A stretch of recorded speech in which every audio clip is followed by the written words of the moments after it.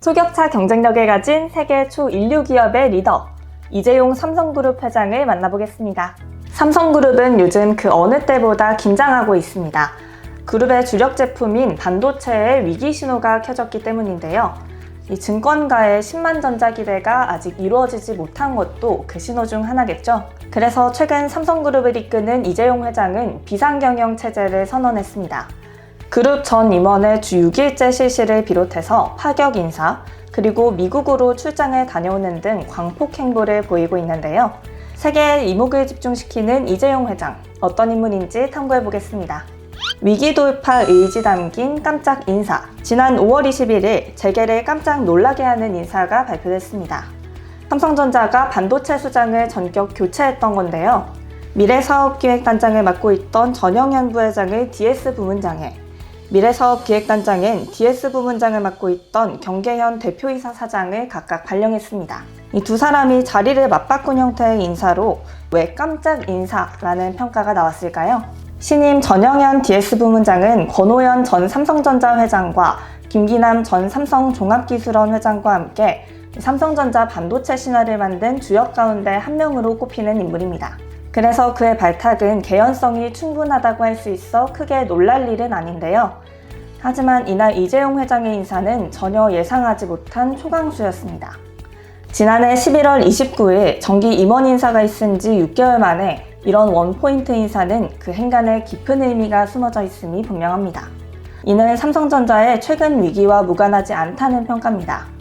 전임 경계현 사장은 반도체 부분의 부진에 대한 책임을 통감하고 사임 의사를 이미 밝혔었다는 후문인데요. 새로운 바람으로 위기를 돌파하고 미래를 대비하겠다는 포석이었겠죠. 삼성전자는 이 인사에 대해 불확실한 글로벌 경영 환경 하에서 대내외 분위기를 리신해 반도체의 미래 경쟁력을 강화하기 위한 선제적 조치라고 밝혔습니다. 다만 우리가 여기서 주목해야 할 것은 이 인사가 13년 전인 2011년 이건희 전 회장의 반도체 수장 교체와 닮은 꼴로 이재용 회장의 인사 리더십을 상징적으로 보여준다는 점입니다. 그때 이건희 회장은 연말 대신 7월에 주요 계열사 사장과 임원을 교체하는 불시 인사를 단행했는데요. 그때 인사 포인트는 실적 부진을 면치 못하던 LCD 사업부를 맡고 있던 사장의 경질이었습니다. 이건희 회장은 사내 게시판에 앞으로 10년 이내에 삼성을 대표하는 사업과 제품은 대부분 사라질 것이다.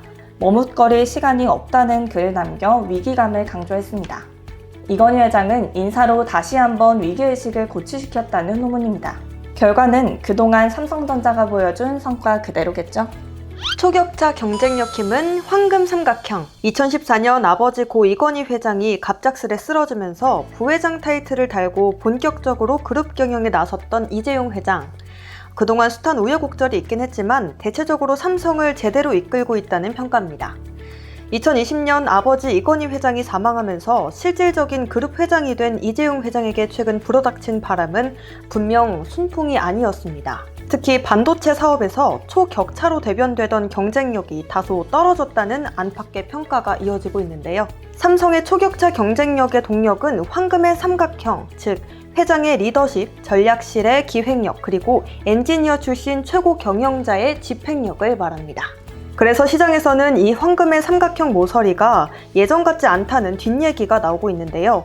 국정농단 때문에 미래전략실 해체로 황금의 삼각형 한 모서리가 무너진 것 때문이 아니겠냐는 것입니다. 이런 상황에서 이재용 회장은 특단의 조치로 계기를 만들고 긴장감 넘치는 조치로 임직원들의 팀워크를 돌파하여야 한다는 당위가 생겼는데요.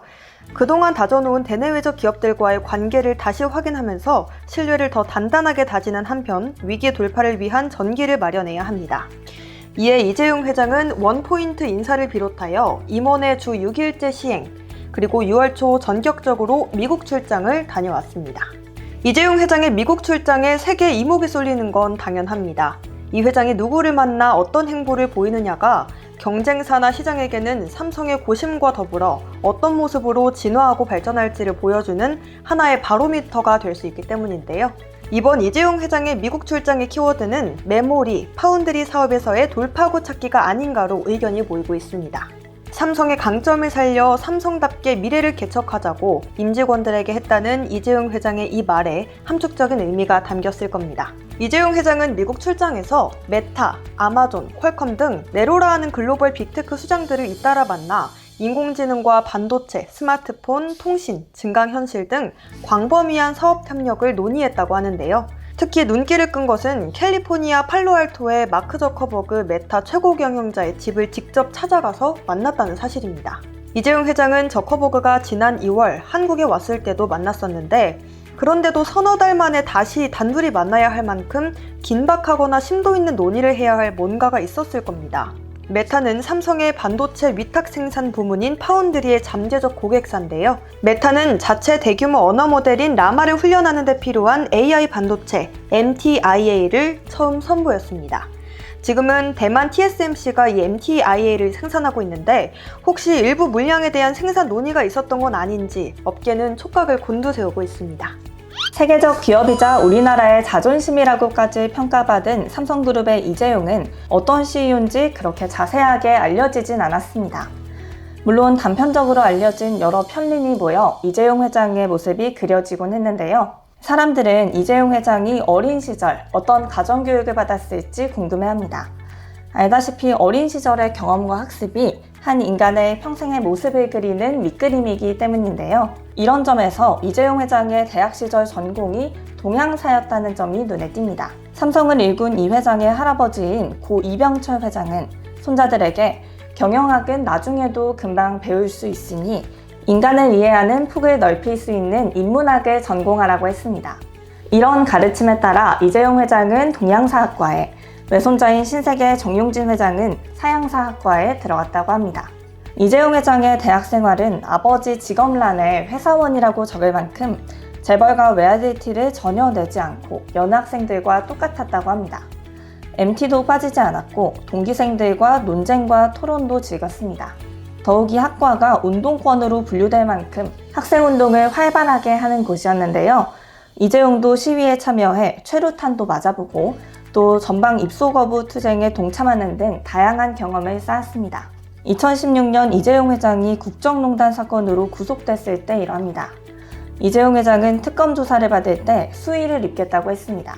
글로벌 기업 삼성이 입을 이미지 타격을 우려해 주변에서 강력하게 반대했는데요. 미결수는 수의와 사복 중 선택해서 입을 수 있는데도 이재용 회장은 수의를 고집했습니다. 많은 사람이 수의를 입은 자신의 모습을 보고 싶어 하지 않겠냐는 게 그 이유였는데요. 결국 실행에 옮기지는 못했지만 이 회장은 대중의 분노는 감옥에 갇힌 죄수복을 입은 이재용을 봐야 풀릴 거라는 자기 생각을 실천하려고 한 겁니다. 이재용 회장은 구치소에서 맹장염이 터져도 특별 대우를 받는다는 비난이 싫어서 외부 치료를 거부하다가 결국 병을 키워서 대장 일부를 잘라내기까지 했다고 합니다.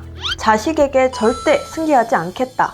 이재용 회장을 향한 세간의 시선은 긍정과 부정이 혼재하는 게 사실입니다.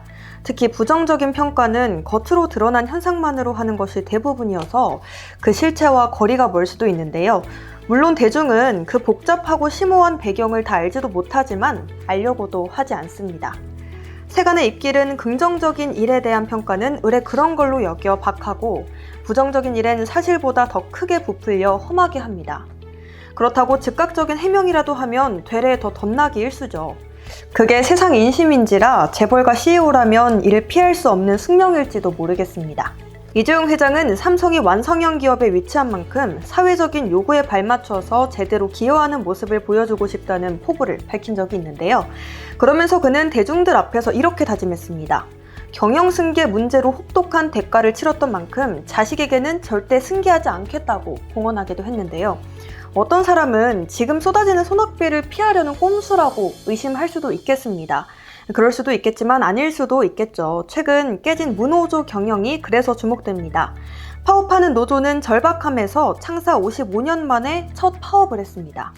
집단 연차 방식을 빌려하는 단체 행동이 파업과 비슷한 효과를 거둘 거라는 기대감을 나타냈는데요. 이렇게 문호조 신화가 깨지는 모습에서 가업 승계 신화 또한 깨지지 않을까 하는 사람도 많은 것 같습니다. 이재용 회장에게는 꿈이 있습니다. 지금도 사람들의 입에 회자되는 2017년 12월 항소심 최후 진술에서 이재용 회장은 이렇게 말했습니다. 재벌 3세로는 태어났지만 선대서 이뤄놓은 우리 회사를 오로지 제 실력과 제 노력으로 더 단단하게, 더 강하게, 또 가치 있게 만들어서 저 자신을 세계적인 초인류 기업 리더로 인정받고 싶었습니다. 이것이 제 인생의 꿈이었고 기업인으로서의 목표였습니다. 그렇습니다. 삼성이 물려받는 기업이라는 이 이재용 회장의 솔직한 고백은 자기 손으로 더 크게 키우겠다는 의지가 담겨 있습니다. 그래서 사람들은 이재용 회장의 삼성에 기대를 거는지도 모르겠습니다. 이재용 회장의 공언대로 삼성은 이 위기를 돌파해서 누구도 넘보지 못하는 초일류 기업으로 거듭날지 지켜봅시다.